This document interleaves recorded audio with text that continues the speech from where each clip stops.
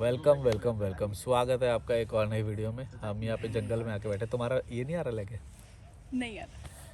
हम 3 लोग आए हैं भाई जंगल में, ऐसे ही बैठने आते हैं हम। कॉफ़ी वॉफ़ी पीने यहाँ पे। ये है हमारी कॉफ़ी। मेरे पास तो पीनट्स है, कॉफ़ी है, पानी है। तुम क्या लाई हो? दही खाली? तुम क्या बोल रहे थे भाई? कुछ नहीं बोल रहे। तुम बताओ मेरे को, क्या? पहले फ़ोन रखो। ऐसी कौन सी एक चीज़ लगती है जो तुम्हें लगता है कि समाज ने हमें बचपन से बोली है पर वैसा है नहीं? ऐसी कोई 2 चीज़ बताओ। ऐसा क्या झूठ बोला गया है तुमसे या जनरली लोगों से बोला जाता है?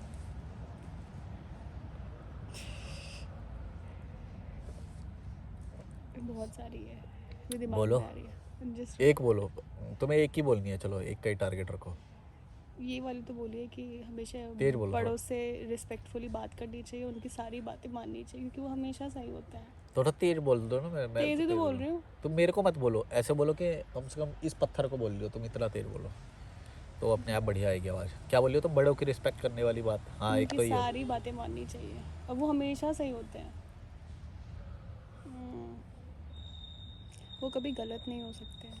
तुम्हारे पास कोई और एग्जांपल है अगर जहाँ पे वो अगर वो गलत लोग है? बहुत सारे एग्जाम्पल रिलेटिव्स के जैसे बहुत सारे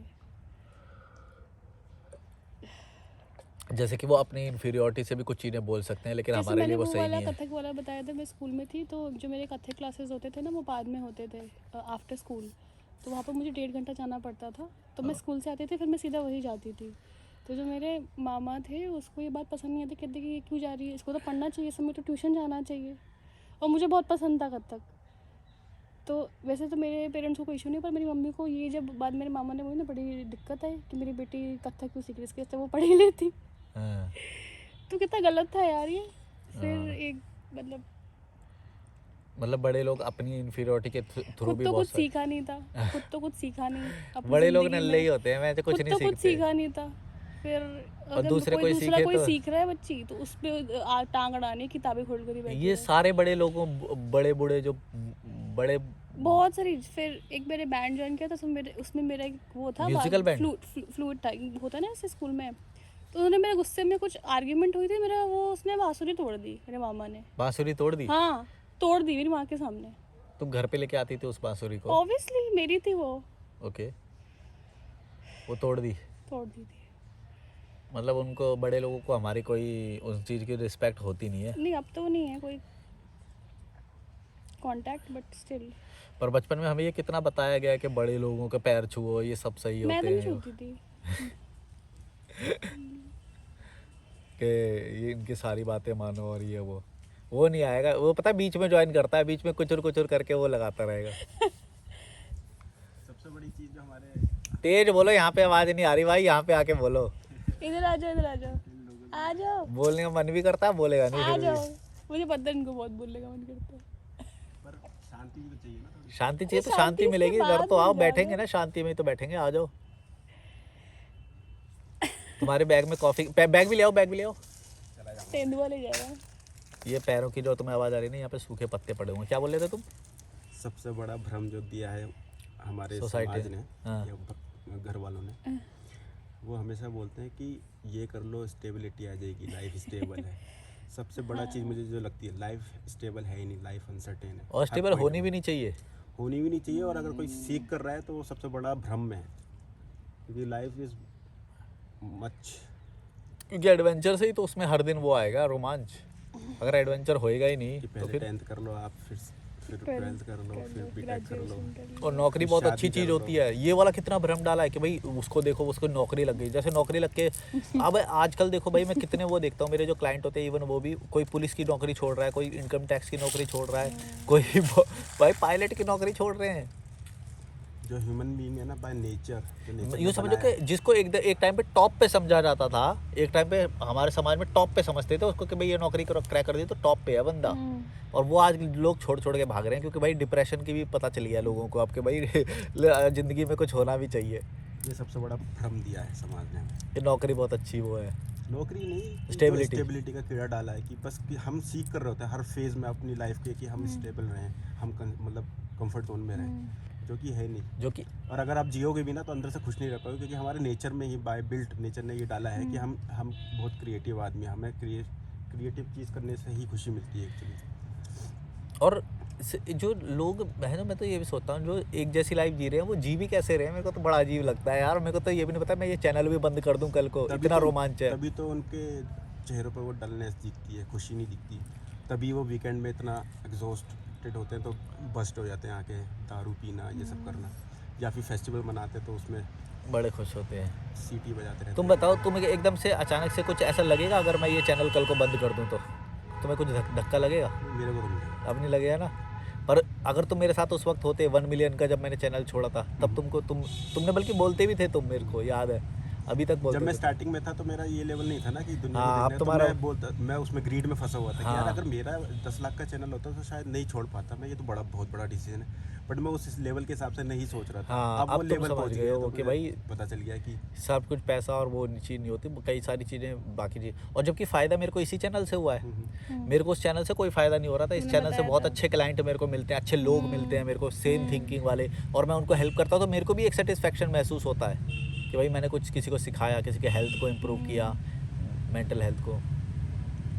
लेकिन अगर सोचो हम समाज के उसी ढर्रे पे होते तो वो तो हमें कभी इजाज़त देते ही नहीं है कि क्योंकि हम वो कुछ भी conditioning- चेंज करें। समाज की कंडीशनिंग से तो आ रहा है ये चीज़ कि यार इतने अच्छे लेवल पे आ गए, अब कैसे तू छोड़ सकता है, IAS बन गया, तू जॉब कैसे छोड़ सकता है। अब वो ये नहीं देख रहे कि बंदा खुश है कि नहीं खुश। हाँ। अब जैसे 10 लाख का था तो मेरे अंदर भी जब मैं फर्स्ट टाइम मिला था कि हम एडुलेट करते हैं, इतना एडुलेशन करते हैं कि भाई 10 लाख सब्सक्राइबर होना बड़ी बात होती है ना। तो बंदे ने कैसे ले लिया, मैं होता तो मैं नहीं ले पाता। बट अब मुझे समझ में आता कि ये हाँ, अब तो बहुत बड़ी बड़ी चीज़ें छोड़ देंगे हम, इस लेवल पर आ गए हैं। मज़ा आना चाहिए यार लाइफ में। एडवेंचर होना चाहिए, नयापन होना चाहिए लाइफ में, मजा हाँ, आना सोचो एक टाइम पे मैं ये बोलता था कि ट्रैवल मेरा बेस्ट हुआ है, अगर मेरे को ट्रैवल लाइफ मिल जाए तो मेरे लिए वो बेस्ट है। और जब वो ट्रैवल लाइफ मेरे को मिली तो मैं सैचुरेट हो गया उसमें। मैं बोला नहीं, इतना ट्रैवल नहीं चाहिए भाई, मेरे को इतना एडवेंचर नहीं चाहिए, मेरे को थोड़ी स्टेबिलिटी भी चाहिए। फिर मैं धर्मकोट में रह के यहाँ पे रहता हूँ मैं, और फिर मनाली में रहता हूँ मैं, कसौल में रहता हूँ मैं, ट्रैवल नहीं कर रहा हूँ, भाग नहीं रहा हूँ मैं अब। हमारा स्टार्टिंग में जब मैंने ट्रैवल किया था तो मुझे नहीं पता था, मैं भी वैसे ही ट्रैवल करता था कि 2 दिन इधर 2 दिन इधर। फिर बाद में मैंने अपने ट्रैवल स्टाइल को जाना, मुझे स्लो ट्रैवल करना पसंद है तो वो मैंने लिया। अब कब तक पसंद है वो भी है, बीच बीच में फेजेस आ जाते हैं कि चले जाओ अब नई नई जगह पे एक्सप्लोर करो। और सोसाइटी ने ये भी बहुत एक भ्रम डाला हमारे अंदर कि भाई कभी झूठ मत बोलो, जबकि झूठ बोलना मतलब तुम्हारे सर्वाइवल के लिए, तुम्हारी मेंटल हेल्थ के लिए कभी कभी बहुत ज़्यादा ज़रूरी है। अगर तुम हमेशा सच बोलोगे तो तुम मुसीबत में और पड़ जाओगे। कई सारे लोग हैं डिप्लोमेसी खेलना, डिप्लोमेसी बहुत ज़रूरी है भाई, डिप्लोमेटिक लैंग्वेज आनी चाहिए, डिप्लोमेटिक बात करना आना चाहिए, वरना तुम कोई लल्लू के सही लल्लू। कोज के लिए आप थोड़ा सा झूठ बोल भी रहे हो या कुछ गलत सही कर कॉज रहे भी छोड़ो, भाड़ में जाए, अपनी मेंटल हेल्थ को हो। सही प्रिजर्व कोज करने के यही लिए। तो हो गया ना, आपके पर्सनल लेवल पे यही तो हो गया सही कोज। हाँ, वो कि भाई- सब्जेक्टिव होते हैं, सही कोज हर किसी का अलग अलग होता है। हाँ, कि भाई अपनी मेंटल हेल्थ प्रिजर्व करनी है तो कई बार तुम्हें झूठ बोलना पड़ेगा, वरना तो लोग तो खा जाएंगे तुम्हें। और क्या चीज़ें हैं तुम्हें जो लगता है कि सोसाइटी ने हमें ये गलत बताई हैं?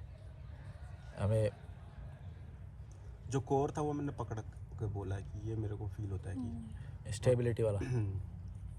आपको क्या लगता है कि जो हम लोग हैं या फिर कोई भी बच्चा होता है उसके सबसे बड़े दुश्मन कौन होते हैं? माँ बाप बोलते रहता हूँ। हाँ, सेकंड लेवल पे कौन कौन होता है? जैसे मेरी जब जर्नी फिर चल तो रही थी फिर ना, तो वही मैं अपने आप- आसपास के माँ बाप। जब मेरी जर्नी चल रही थी तो मैं अपने आप को गिल्ट देता था, मुझे लगता था कि मेरे अंदर कमी है, ठीक है, या फिर मैं ही गलत सोचता हूँ। ये बात नहीं, यही मैं इनके दिमाग से निकालना चाहता हूँ कि भैया तुम्हारी कोई गलती नहीं है, तुम जिस भी लेवल पे पैदा हुए, जिस भी घर में पैदा हुए, तुम्हारी कोई गलती नहीं है। ये तुम्हारे माँ बाप ने पैदा किया है, और तुम्हारी कॉम्पिटेंसी, अपनी कॉम्पिटेंसी पे शक मत करो कभी भी। तो जब हाँ, मैं- पर ये है कि भाई तुम ऐसे भी नहीं, नल्ले भी नहीं बैठ सकते। ये नहीं कि भाई वो पैदा हमें तो गलत जगह पे पैदा कर दिया, हम तो कुछ नहीं करेंगे, ये भी कोई वो नहीं है, सोल्यूशन नहीं है। तुम्हें करना तो पड़ेगा ही, गाली दे दो अपने माँ बाप को 1-2 बार, फिर उसके बाद अपना काम भी करना पड़ेगा। ये नहीं कि सिर्फ गाली देते रहेंगे। तो जब आप बोलते थे ना कि सही क्रिमिनल पहचानो अपनी लाइफ में, तुम्हारा विलन। विलन जो है, हाँ। ठीक है? तो मैं जब कर रहा था ये सब चीज़ें तो मुझे लगा था कि मैं ही हूँ सबसे बड़ा विलन। मुझे पता था कि आप ये बोलते हो कि माँ बाप होते हैं, पर मैं अपनी नज़रों से देखता हूँ, मुझे जो फील होगा मैं पहले वो चीज़ रखूँगा। तो मैं निकल के आया था। फिर बाद में मैंने डीप थिंकिंग करी उसमें, तो फिर पहले नंबर पर माँ बाप ही निकल के आ गए। क्यों? क्योंकि वो जाने या अनजाने में बच्चे के साथ गलत ही कर रहे होते हैं, अगर वो सही से अगर पाल नहीं पाएंगे, उन्होंने बच्चा पैदा किया। इसलिए मैं इंटरनलिटीज़ को फॉलो करता हूँ। मतलब अभी तक के मेरे विचार ये हैं कि बच्चा नहीं लाना चाहिए, क्योंकि मैं बहुत एम्पैथेटिक हूँ और बच्चों से ज़्यादा प्रेम करता हूँ, तो इसलिए मुझे लगता है कि अगर मेरे एक्शन के थ्रू कोई बच्चा आ गया और मैं उस लायक नहीं हुआ, मैं भी देखो मैं कितना अवेयर हूँ, फिर भी मैं अपने आप को इतना कम आंकता हूँ कि मैं एक बच्चे को नहीं पाल सकता, ठीक है, मॉनेटरी वाइज वो जो तो बोल तुम्हारी रहा हूँ। अवेयरनेस है, वरना तुमसे कम वाले भी पाल ही रहे हैं। वो तो तुम्हारी अवेयरनेस है कि तुम्हें ये पता है कि भैया मैं बेस्ट तो दे नहीं पाऊंगा, तो फिर मैं इतने इतने में मैं तो पाल नहीं कहीं ना सकता कहीं किसी कुछ ना को। कुछ गलती हो जाएगी, ये फिर हम तीनों ने ये बात करी है कि भैया हमें पता, हम अवेयर हैं, हम कम नहीं है किसी से। कम तो साले वो हैं, वो उनकी तो औकात नहीं है बच्चे पालने की भी, हम तो पाल भी सकते हैं, फिर भी हम बोले कि भाई हम अवेयर हैं कि ये इसको हम बेस्ट स्टैंडर्ड ऑफ लिविंग दे ही नहीं सकते अभी। यहाँ पे जैसे डिस्कशन होता है ना मेरे फ्रेंड्स में, तो ये सब बोलते हैं कि यार तेरे को प्यार नहीं चाहिए एक बच्चे का, अपना खून जिसे Fatherhood। बोलते हैं, पहली चीज़ है। दूसरी कहते हैं कि यार तू इतना अपने आप को काबिल नहीं कर पाया कि तू एक बच्चों को नहीं पाल सके, या फिर तेरे को बच्चों से प्रेम नहीं है ना। भाई जो इंसान एक बच्चे को पैदा करने के लिए मना कर रहा है, या उससे बड़ा प्रेम क्या हो सकता है कि वही तो Yeah. वो उसको, जो बंदा है ही नहीं उसके लिए इतना पैथेटिक है कि यार वो सफरिंग करेगा, क्योंकि हमने भी वो चीज़ झीली है ना कहीं ना कहीं। Yeah. अब हमारे माँ बापों ने ये जाने, इंटरनेटलिज्म वाले बोलते हैं ना, यही वाली बात जो तुम बोल रहे हो। बट मैं इसे वर्ड में नहीं फांस हुआ, हाँ, I know। ये मेरे दिमाग के तभी तो original मैंने thought बोला है, तो नहीं। मैं इसे वर्ड में नहीं फांस रहा। या फिर ये कई बार क्या होता है ना कि हम कोई एक्सपीरियंस फील कर पाए हैं, बाद में हमें पता चलता है अच्छा ये लिखा हुआ भी है, अच्छा इसको ये बोलते हैं। Exactly। तो जो एक्सपीरियंस हमने नेचुरली ऑनेस्ट वे में फील करे हैं ना, वो होते हैं बहुत ऑर्गेनिक, वहाँ से तुम्हारा बिलीफ बनता है, ठीक है। और बिलीफ भी ये नहीं कि आपका कि हमेशा के लिए बिलीफ रहे, वो चेंजेस भी होते हैं। मैं अभी जो तुमने थोड़ी देर पहले बात बोली थी ना, उसमें एक बात मैं भूल गया था, अभी रुक गई थी, मैं ऑलमोस्ट भूलने वाला था, याद आ गई मेरे को ये बात कि जैसे माता पिता तो होते हैं, लेकिन कुछ लोगों की लाइफ में कोई और विलन भी होता है। जैसे कि मैंने लाइफ जो बर्बाद होती हुई देखी है, मैं बताता हूँ कैसे, कि माँ बाप तो बहुत अच्छे हैं, सब कुछ अच्छा है, स्टैंडर्ड ऑफ लिविंग, लेकिन ड्रग्स में फंस गए। अब ड्रग्स ने उसकी लाइफ को बर्बाद कर दिया, या फिर दारू, या फिर वो भी विलन हो सकता है। पर पीछे जाके देखोगे ना, तो कहीं ना कहीं वो पेरेंट्स से ही आता है। पर वो ज़रूरी नहीं है, कई बार बच्चे जो है छुप के करना शुरू करेंगे, या फिर रेबेल होके करते हैं कई बार, पर वो दारू को विलन बोला जाएगा, क्योंकि फिर वहाँ पे मान लो माँ बाप ने तो अपनी तरफ से पूरा किया, अच्छा किया, पर कईयों की लाइफ में मैंने देखा है, अब जैसे बॉम्बे में लोग चले जाते हैं वहाँ पे, तो वहाँ पे तो बहुत नॉर्मल हो जाता है, तो वहाँ पे लोग करने लग यहाँ जाते पे मैं हैं। एक पॉइंट बोलना चाहूँगा कि जैसे बहुत जो लड़कियाँ होती हैं या फिर लड़के होते हैं, टीनेजर्स होते हैं, बड़े वल्नरेबल टाइप के, फिर वो क्या होता है ना कि अपनी जो बात है, जैसे मैं लड़कियों का ज़्यादा लेकर बोलूँगा, क्योंकि वो थोड़ा सा सेंसिबल होती हैं, कि वो एकदम से हार्मोन्स में आके ये सब चीज़ें नहीं करती हैं, वो थोड़ा सा वैसे इमोशंस में आके ये चीज़ें करती हैं कि जैसे रिलेशनशिप में जाना है। तो मैंने कई बार देखा है, नोटिस किया है कि अगर उसका अटैचमेंट फैमिली के साथ नहीं है, तो ज़्यादा चांस है कि वो बाहर किसी बंदे से मिल जाए, मतलब अच्छा बंदा मिल जाए और गलत मिल जाए वो उसके ऊपर है, बट वो एक रिलेशनशिप में आ जाती है। तो कहीं ना कहीं ये भी तो माँ बाप की गलती है कि उसे इतनी फ्रीडम नहीं दी गई थी कि वो अपने इमोशंस को सही से रख पाए अपने पेरेंट्स के सामने। लड़की का एंगल लेकर बता रहा हूँ, पर ये दोनों में लागू हो सकता है, लड़के में भी। ड्रग्स वाले में तो मेरे को समझ, ड्रग्स से रिलेशन नहीं है ना इसका, ड्रग्स वाली बात से। ड्रग्स वाले को तुम विलन की तरह देख पा रहे हो या नहीं, ये बताओ पहले। मतलब वैसे अगर देखा जाए इंडिविजुअल लेवल पे तो विलेन है ही एक्चुअल में, पर मैं अगर हम थोड़ा और डिस्कशन करेंगे या फिर हम सोचेंगे ना इसके बारे में, तो कहीं ना कहीं रूट कॉज वही आ जाएगा, पेरेंटिंग। पर वो हाँ फिर वो बहुत डीप डाउन हो जाएगा, तो इतना नहीं करते, मोटा मोटा पर वो भी कुछ लोगों के में ही आएगा, अगर जैसे तुम बोल रहे हो कि पेरेंटिंग तक चली जाएगी वो बात, तो वो भी कुछ लोगों के में, क्योंकि कुछ लोगों को तो पेरेंट्स ने भी मान लो सब सही करा, पर बात मैं तुम्हारी समझ पा रहा हूँ कि वो आएगा ही। शुरू से ही अगर अच्छा करेंगे तो वो बच्चा कभी उसकी तरफ जाएगा ही नहीं, ड्रग्स की तरफ, ऐसा बोल रहे हो ना तुम, या दारू की तरफ। प्रॉपर कम्युनिकेशन करा जाए हर चीज़ को। ये क्या करते हैं ना, ये किसी चीज़ पे पूरा पर्दा डाल देते हैं, ऐसा नहीं, उन्हें बताओ रियलिटी क्या है, क्योंकि तुम ही तो सबसे बड़े गाइड हो इस वर्ल्ड में, वो बच्चे आया के है, लिए। बच्चा है, ठीक है, तुम ही उसके सब कुछ है। भगवान तो बोलते हैं। हाँ, कहने को तो मतलब स्टार्टिंग फेज में वहाँ पे भगवान का रोल तुम्हें अदा करना चाहिए, वहाँ तुम अदा करते नहीं हो। आवाज़ आएगी। तो ये चीज़ है।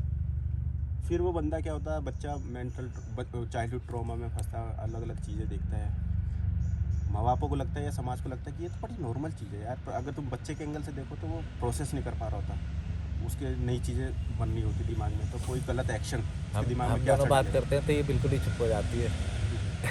तुम्हारे पास कुछ नहीं है बोलने के लिए, हाँ, फिर आप लोग आगे प्रोसीड करिए। हैं? आप लोग आगे ऐसे प्रोसीड थोड़ी करिए। होता है, तुम भी तो कोई तो बात निकालो तुम भी। हाँ, मतलब अपना फोन। कुछ बताना चाहोगे?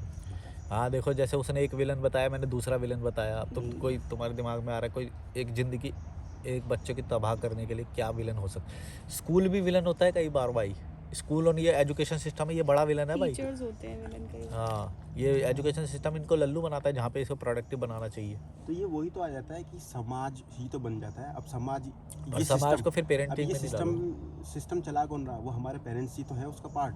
भाई उनकी जिम्मेदारी बनती थी एक अच्छा सिस्टम हमें देना, एक अच्छा एजुकेशन सिस्टम बना के देना, क्योंकि उन्होंने ही तो बनाया था। ये समाज भी वही तो पार्ट हैं पेरेंट्स। अब सबके पेरेंट्स अगर सही हो जाएं तो एक अच्छा सिस्टम बनेगा, है ना। और सबके पेरेंट्स अगर करप्ट हैं तो एक करप्ट सिस्टम बनेगा। नहीं, पर हम एक बच्चे, हाँ वैसे देखोगे अब तो जैसे आजकल न्यूज़ आ रही है, बहुत लोग ट्रम्प को बोलते हैं कि यार पूरे ट्रम्प ने दिमाग ख़राब कर रखा है, वर्ल्ड में ऐसा ऐसा हो रहा है। पर एक्चुअल में वो ट्रम्प नहीं है, वो मेजॉरिटी जनता है, वो जो उसे back करती है, जिसने उसे जिताया है। हाँ तो कभी भी किसी नेता को अगर आप बोल रहे हो ना, तो नेता Exactly. को मैं नहीं भी तो बोलना, यही बात बोलता वो हूँ। देखो कि एक्चुअल में कि उसे सपोर्ट किसने किया बैक था। तो वही कर रहे हो ना, तुम ही तो लोग बैक कर रहे हो, वो भी मेजोरिटी बैक कर रही है, तभी तो वो हीरो बना है।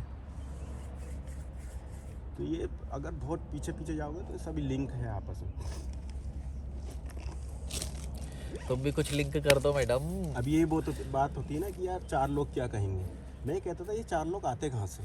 बाद में पता चला कि ये 4 लोग तो हमारे माँ बाप ही हैं, हमारे चाचा ताऊ ही हैं। ये जो बोलते हैं ना कि ठीक है, समाज को but ये जो है ना, बेटी तो ये शादी कर ले, इंसान समाज biased क्या हो बोलेगा, जाता ये है। खुद माता पिता सोच रहे होते हैं, ये नाटक एक्चुअल में करते हैं इंसान समाज ना का। बाइस्ड रहता है अपनों के प्रति ना, तो वो कभी सोच नहीं पाता था कि उन एग्जैक्टली 4 लोगों तो में वो मेरे माँ बोलते बाप हैं कि भी नहीं नहीं होंगे। मेरे माता पिता तो सही हैं, वो ना हमारे रिश्तेदार वो है ना, वो पॉइंट आउट करते हैं, इसलिए मेरे माता पिता मेरे ऊपर दबाव डाल रहे हैं। अरे भैया, तो मेरे माता पिता भी कोई दूध के धुले हुए नहीं है। वही तो है।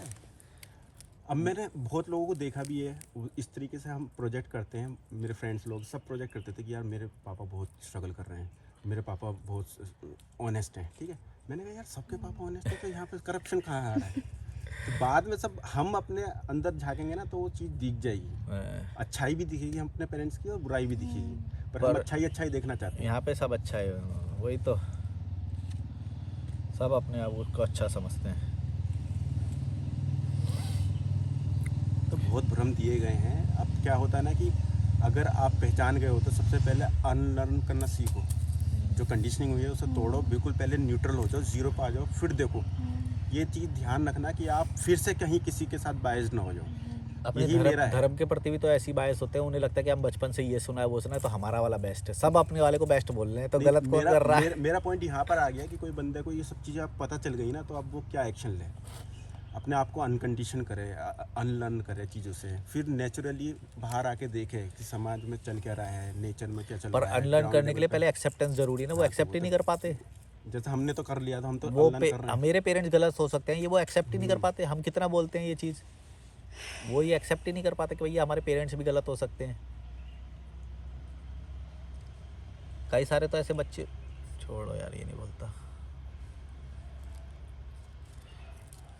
कई सारे तो ऐसे बच्चे होंगे, बोल देता हूँ, मेरे को मन कर रहा है बोल दो, बोल कि अगर कई बच्चों को तुम ये बोलोगे तो तेरे पापा पॉर्न देखते हैं, तो वो शायद ये भी ना बिलीव कर पाए।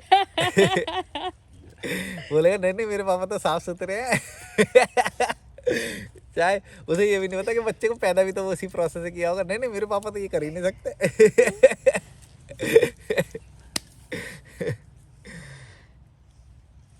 इस लेवल पे अगर सोचने लगे तो फिर चीज़ें दिखने लगती हैं। भाई इसके लिए एक्सेप्टेंस चाहिए लोगों में बहुत। अच्छा आप बताओ, आपके लिए इमोशंस क्या मायने रखते हैं? अभी कितने सेकंड का हुआ पहले बताओ। 18 मिनट का।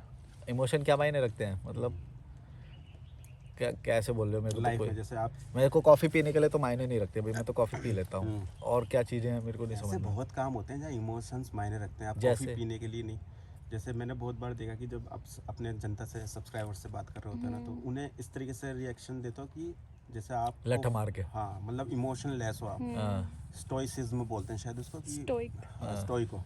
ठीक है, तो मेरा तो ऐसा मानना है, अभी मेरी जर्नी चल रही है, मेरा लर्निंग प्रोसेस चल रहा है, कि इमोशंस बहुत बड़ा रोल प्ले कर सकते हैं किसी की लाइफ को बनाने में भी और बिगाड़ने में भी। पर आप बोलते हो कि इमोशंस का कोई रोल ही नहीं है। आप एक वो डिपेंड करता है एक कौन से practical phase of the life में हो। जैसे मेरे को नहीं वो लगता है। अब जब मैं अपनी जब लाइफ में जब गुजर रहा था, यानी कि 4-5 साल पहले या जब, तब मैंने इमोशंस का बहुत फ़ायदा भी उठाया है, फ़ायदा ही उठाया है फिर भी। मतलब इमोशन में रहो या जो भी करो, तो नुकसान होता है ना इमोशन ज़्यादा मतलब। इमोशन का नुकसान बहुत होता है। नुकसान बहुत नुकसान तो बहुत ही ज़्यादा है नहीं, मैं इमोशन के बताता भाई। हूँ, अगर आप चैनलाइज करो ना अपने प्रैक्टिकलिटी से emotions दूर को, लेके जाता है, तुम्हारा पैसा खर्च कराता है, तुम्हें दुख में डालता है, क्षणिक सुख देता है लेकिन बाद में फिर फंसा देता है। आप इमोशंस को फिर सुपरफिशियल तरीके से समझ रहे हो। तुम बताओ फिर फ़ायदे क्या है, हम घाटे बताते हैं। जैसे अपने अपने विज़न के लिए एक अच्छा इमोशन रखना। कैसे क्या?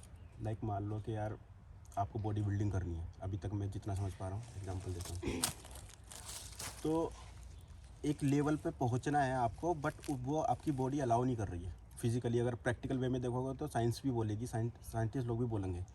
तो जहाँ पर आके आपका प्रैक्टिकल और ये साइंस रुकता है, मतलब कि ह्यूमन बॉडी की एक कैपेसिटी है, ठीक है। बट जो तुम कहना चाह रहे हो मैं समझ गया, पर वो प्रैक्टिकलिटी के भी कम मत समझो भाई, प्रैक्टिकल से भी इंसान बहुत आगे निकल जाता है। अभी डिस्कशन चल रहा है तो बीच में बात मत करना ना, मैं कुछ बताने की कोशिश कर रहा हूँ। हाँ भाई सर जी बोलो। सीख भी कर रहा हूँ, क्या पता सॉल्यूशन क्या होता है ना कि एक पॉइंट के बाद ना लाइफ में अगर आप अच्छे से चैनलाइज कर दो इमोशंस को, तो वो आपकी लाइफ को और आपके सराउंडिंग जो भी है उसको बहुत बेटर वे में एक अच्छी लाइफ दे सकते हो। अपने आप को ही मतलब इंडिविजुअल लेवल पे सोचो तब भी। रोबोटिक लाइफ में मुझे तो नहीं लगता कि यार इतनी रूखी लाइफ हो जाती, क्योंकि मैकेनिकल हो गया। जैसे बिल्कुल जैसे अभी मैकेनिकल का एग्जांपल हो गया, मैं अब बोलता तुम हूँ। एक्सट्रीम पे लेके जाओगे जैसे तो कि वैसे आप तो कोई नहीं अब होता। क्या है कि कहने को तो फ्रीडम हो, मैं जो ऑब्जर्व कर रहा हूँ तुम्हारे अंदर एक कमी मेरे एंगल से हो सकती है, वैसे नहीं हो सकती, ठीक है? मेरे साथ मेरी बंदी अभी बैठी है यार, सुन लो, तुम बोल रहे हो इमोशन जादू में। आर यू रेडी क्रिटिसिज्म झेलने के लिए? आप क्रिटिसाइज करो इसको। हाँ, चलो मतलब यार देखो क्या होता है ना कि हम 3 हैं, हम घूमने निकल रहे हैं, बट अगर आप हमारे साथ घूमने निकल लो हो, ठीक है, हमारे साथ हो भी बात करने में, पर अगर वो सामने वाले को कहीं ना कहीं ये फील हो जाए कि यार ये बंदा मतलब शूट भी करना चाह रहा है, एक काम चल रहा है, काम निकालने के लिए हाँ, लाइक हाँ, दो चीज़ एक साथ हो जाए। हाँ, 2 चीजें, ऐसा नहीं कि हमारा बुरा करके, हाँ। बट उसके बंदे के अंदर ये भी चल रहा है कि काम। तो कई बार क्या होता है कि अगर आप बोल लो कि यार चलो रिकॉर्ड करनी है, अब 2 बंदों का मन नहीं हो रहा है, या उनमें से एक बंदा ऐसा कि जो नॉर्मली बात शेयर करना चाहता है ना, तो वो साउंड सो रोबोटिक, मैकेनिक। अब आप कैसे बोल सकते हो कि यार मैं अपनी लाइफ पूरी फ्री तरीके से जी रहा हूँ, अगर काम का प्रेशर है आपके ऊपर? तो नहीं, प्रेशर नहीं है। हम जो बात करते हैं, मेरे को तो लग रहा है ये कैमरा लगा के हम ज्यादा दिल की बात कर पा रहे हैं। बस ये कैमरा लगा हुआ है। कुछ बात होती है जब नहीं, मेरे को बताओ क्या? वो आपको लगता है ना, हम तो करते हैं पूरा सोशल मीडिया वाले बंदे हो ना, आपको लगता है आपने वो फ्रेम कर लिया इस तरीके से अपनी पर्सनैलिटी में भी, शायद आप वो इंग्रेन हो गई है इनकी पर्सनालिटी में, ये भी तो कि आप वो चीज देख ही नहीं पा रहे हो, क्या पता अगर एक्सेप्ट करो ना तो ये चीज आप समझोगे, फिर बाद में देखना कि लाइफ कुछ और भी हो। हम इनफ टाइम बिताते हैं दिल की बात करने के लिए भी, ऐसा नहीं है। हाँ, तो मैं तो अपना तो डिफेंस करूंगा ही ना भाई, मैं नहीं करूँ। तुम क्या चाहते हो, मैं तुम्हारी साइड ले लूँ? फिर डिबेट का मतलब क्या हुआ? ये वैलिड पॉइंट है, मैं भी एग्री करती हूं उनसे। वही कि मेरे को कैमरा नहीं लगाना चाहिए। हमेशा जैसे पिछली बार हम कितने थक गए हैं, बाद में करते नहीं ऑन कर दो ऐसी बात करेंगे। ये सिर्फ एक एग्जांपल दे रहा हूँ मैं, ये लाइफ के और चीजों में भी रिफ्लेक्ट कर रहा होगा आपको। लाइक मान लो कि कोई रिलेशन है आपकी, है ना, रोमांटिक रिलेशन की बात नहीं कर रहा, एक नॉर्मल भी। देखो फिर मैं तुम्हें 2 चीज़ बताता हूँ। अगर तुम्हें ये लग रहा है ना कि ऐसा है, अगर मैं किसी को भी उस पॉइंट तक लेके जाऊंगा कि मैं टू मच मैकेनिकल हो रहा हूँ, तो मेरे को पता है कि वो बंदा मेरे से ऑटोमेटिकली दूर हो जाएगा। लेकिन बदले में मैं उसे अगर कॉम्पनसेट कर रहा हूँ, मतलब उसके इमोशन में भी भागीदारी ले रहा हूँ, तब वो मेरे को नहीं छोड़ के जाएगा। यानी कि अगर मैंने 4-5 दिन पहले जब भी हम आए थे, अगर मैंने ऐसा पूरा ही मैकेनिकल किया होता तो तुम आज मेरे साथ होते ही नहीं। मैं नुआंसेस बता रहा हूँ, मैं तुम्हें बता रहा हूँ, मैं अपना डिफेंस बता रहा हूँ तुम्हें, मैं भी तो अपना डिफेंस करूँगा ना। अगर आज मैं ये कर रहा हूँ तो मेरा इसका मतलब ये है कि तुम अगले कुछ टाइम बाद मेरे साथ नहीं आओगे। देखो कोई भी इंसान कभी गलत करेगा, उसका कॉन्सिक्वेंस उसको झेलना पड़ेगा। मेरे को भी मेरे कॉन्सिक्वेंस पता है। मेरे को ये पता है कि अगर मैं टू मच मैकेनिकल हो गया तो ये बंदा मेरे से अलग हो जाएगा, तो उसके कॉन्सिक्वेंस भी तो मेरे को ही झेलने पड़ेंगे ना। मैं यही तो बोलना, ये सोचना ही एक बार को मैकेनिकल हो गया ना, कि आपने ये थॉट कैसे ले आया कि जैसे हम कोई रिलेशन बनाते हैं, प्योरिटी रिलेशन बनता है ना किसी के साथ भी, मतलब यार मेरे को तो ये प्योर ही लग रहा है, मेरे को इसमें भी प्योरिटी समझ नहीं नजर पा नहीं रहा ना आती। चीज़ें, एक ऊपर लेवल की बात हो रही है इमोशन में। तो मेरे को समझाओ फिर, अगर मेरे को हम समझ। से ऊपर हो गए, पर इमोशन वाले लेवल में एक ऊपर की बात हो रही है। अब भाई तो बस समझाना तो मेरे को तुम्हारा काम है ना, तुम अपने शब्दों में। अब तुम मेरे से एक्सपेक्ट थोड़ी कर सकते हो मैं तुम्हारी बात समझ लूंगा। मैंने तो पत्ते खोल दिए हैं, अब आप देखना ही नहीं चाह रहे। वो आप समझो ना, accept करो। अब तुम जबरदस्ती थोड़ी बोल सकते हो कि समझो। वो पता कब तुम्हें होगा? मेरे को जब- समझाना पड़ेगा, अगर तुम्हें शब्दों में मेरे को नहीं, मैं समझा रहे हो बताऊँ कब होगा, जब आप अपने आप को टाइम दोगे बाद में, ऑफलाइन बैठ के, और ये समर्पण दिखाओगे, एक्सेप्ट। अगर गलती पता चल गई तो वो आप कर लोगे, मुझे पता है। फिर डिबेट का मतलब ही क्या हुआ? फिर तुम ये बोल रहे हो भाई तू तो, मैंने तो बोल दिया तू समझ ले अब। ये क्या बात हुई? नहीं, अब जैसे मान लो कि आपकी डिक्शनरी में वो वर्ड है ही नहीं जो मैं बता। पर मैं वो समझ गया, तुम्हारा थोड़ा बहुत तो समझ गया मैं वो, पर मैं ये नहीं मानता कि टू मच मैकेनिकल, ये टू मच नहीं है। जाती है, पर हर बार सामने वाले को विन सिचुएशन नहीं चाहिए होती। मेरे को ये टू मच नहीं लगता, टू मच होएगा तो मेरे को पता चल जाएगा। वो तुम्हें जब तुम्हें पता तुम्हारा चलेगा ना। पैरामीटर है ना वो। बल्कि मैं बताऊं कि अगर हम ऐसे बैठे हैं ना, तो तुम याद करो कि जब हम आ रहे थे तब कैमरा ऑन तो नहीं था, तब कैमरा ऑन नहीं था, पर लेकिन दिमाग तभी में भी क्या हमारी target है? बातें ऐसी नहीं हो रही थी जैसी नहीं, अभी एक हमारी हो दिमाग रही में है। टारगेट था ना कि हम वहाँ क्यों जा रहे हैं, हम ऐसी चीज़ नहीं, मेरे करें। ऐसे नहीं रहता, हमारे मेरा में नहीं था, मेरा पर तुम्हारे मेरे में था। एक रहता है कि भाई हो जाए तो अच्छी बात है, नहीं, नहीं काम हुआ पे तो फोकस कोई करना चाहिए, अच्छी बात है, मैं ये नहीं कह रहा काम। इवन मैं आजकल थोड़ा कम काम पे फोकस कर रहा हूँ, बट ऐसा नहीं कि हर बार अगर आपका कोई भी एक्शन हो वो काम को डेडिकेटेड हो या काम के प्रति हो। नहीं। तो हर बार कैसे होता है? मेरा हर बार नहीं होता भाई। अभी हम बैठ के आए वहाँ पे आराम से, बढ़िया बैठ के आए। सुबह हम वो जो क्लास लेने जाते हैं बढ़िया, वो खेलते हैं हम, 2-3 घंटे क्लास लेते हैं हम। खौफ का अगला समझाऊंगा मैं, लट्ठे निकाल के। ऐसे थोड़ी होता है भाई, तुम समझा रहे हो तो इल्जाम लगाए तो पूरा समझाओ तुम सबके नहीं सामने। समझोगे, तुम्हारा वो बहुत प्रैक्टिकल हो तुम। ऐसे थोड़ी होता है फिर, तुम या नहीं फिर तुम ये समझोगे। बोल दो कि भाई हम एंड कर रहे हैं डिबेट को यहाँ पे। बात गलत और सही की नहीं है। ये बात तुम कैसे बोल सकते हो कि भाई तो अब तुम समझ ही नहीं रहे, अब तो हम एक समय गिव बाद अप ना कर रहे हैं। वो बोलना भी बंद नहीं करते। जैसे मुझे बहुत अच्छे से पता है कि जो तुम्हारा पॉइंट होते हैं, जो तुम्हारी वीडियो में होते हैं ना, एक प्रैक्टिकल और इम्प्लीमेंटेशन को लेके, ये मैंने बहुत अच्छे से अपनी ज़िंदगी में, अपनी लाइफ में लागू किया है और मैं इसे बहुत मानता भी हूँ। यानी कि मेरा एक एडवांसमेंट हुआ, मैंने ये चीज़ समझी। अगर इसी तरीके से आप 1% भी देख लो कि यार इमोशंस की भी वैल्यू होती है, या फिर कोई सामने वाला बंदा एक पर्सपेक्टिव। देखो, अगर मैं बिल्कुल ही मैकेनिकल हुआ ना, मेरे को ये पता है, तुमको ऐसा, तुम ये बोलना चाह रहे हो इस पॉइंट ऑफ यहाँ की सिचुएशन है। अगर मैं बिल्कुल इमोशनलेस होता तो भाई तुम नहीं होते मेरे साथ, कोई नहीं होता मेरे साथ। वो डेफिनेशन, वो पैरामीटर, वो स्केल तुम्हारी नज़रों में है ना। वो तो सबकी तुमने नज़रों एक- में अपना तुमने ही एक है। अपना नाप लिया है। आप ये देखो ना तुमने कि भी अपना ही नापा है। कैसे जज करोगे आप जज करोगे सामने वाले के एक्शन से, कि लाइक मान लो कि जैसे अभी मन हो रहा था कि मैं वहाँ बैठा हुआ था, तो आप अपना काम छोड़ तो के, नहीं, तुम बैठे थे। प्रायोरिटी नहीं दे के वहाँ पर डिस्कशन हो सकता था। मतलब देखो, तुम बैठे थे, हम्म, मैंने तुम्हें बोला, तुम बोले नहीं यार। तुमने प्रायोरिटी क्या फिर रखी? मैंने अपना तुमने काम, कैमरा ऑन मैं तो करा। अपना काम करूंगा ना। कैमरा ऑन करा नहीं करा? रिकॉर्ड बटन तो दबाओ। मैं, अच्छा तुम क्या चाहते हो कि मैं अपनी प्रायोरिटी भी ना रखूं? नहीं, कोई अपनी प्रायोरिटी छोड़ दे। समझ नहीं रहे। बोलो। लॉजिकल मलिक डिफेंस में। भाई लॉजिकल में डिफेंस करता ही नहीं, अटैक करता है सीधा, तभी तो तुम बैक कर रहे हो। इसलिए डिफेंस करना नहीं आ रहा, क्योंकि अटैक ही करा है लाइफ में। मैं तो अपना डिफेंस कर रहा हूँ भाई। देखो, तुम ये बोल रहे हो कि भाई तुम अपने काम वाम छोड़ ही दो या वो कर दो। भाई थोड़ा तो मैं करता हूँ, जब तो कोई मेरे साथ है, वरना कोई क्यों होता? बिल्कुल मैकेनिकल होता मैं तो। तुम बताओ, कोई लॉजिक है इस बात का? मैं लॉजिक समझाया था तुम्हें अपना। क्या? हाँ, तुम तो यही कंप्लेंट करती रहती हो ना। तुम्हारी आवाज़ आ रही है। चलो कोई नहीं, लंबा हो गया होगा वीडियो, ये वाला रोकते हैं, अगले में एक और लड़ाई का टॉपिक रखेंगे, अटैक करना दोबारा। चलो भाई, बाय बाय। बुक करो